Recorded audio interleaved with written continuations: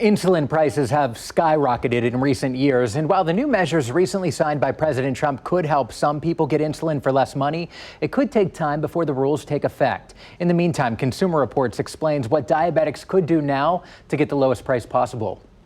And Dinah has been managing her type 1 diabetes on her own since she was 10 years old. Both of my parents are blind, so when I was diagnosed at 10 years old, pretty much all of the care fell solely on myself. Since moving out of her parents' home and no longer on their health insurance, Anne has found it difficult to afford her insulin. My insulin usually runs anywhere from $200 to $400 a month. I have had to ration my insulin before because of the expenses of it.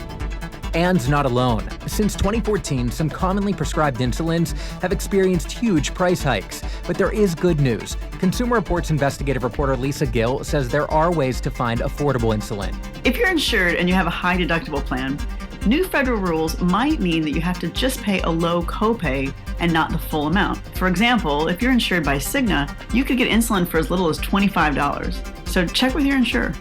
If you don't have insurance, consider an authorized generic insulin. Some companies have an authorized generic that's cheaper. Eli Lilly's authorized generic version of Humalog, called Insulin Lispro, is half the price at just $150 per month. And if you have to stick with a branded insulin, there are some lower cost options now available. You could also consider human insulin. Novo Nordisk's human insulin is available at certain pharmacies for about $25, depending on your insurance status and plan. And if you don't have insurance, see the insulin manufacturer. They may have a patient assistance program where you could get it for free if you qualify. Anne has since found a job with health insurance that now pays for her insulin, but she feels the system needs to be fixed. It's not a disease that we really asked for, so to have to pay these outrageous prices is just crazy.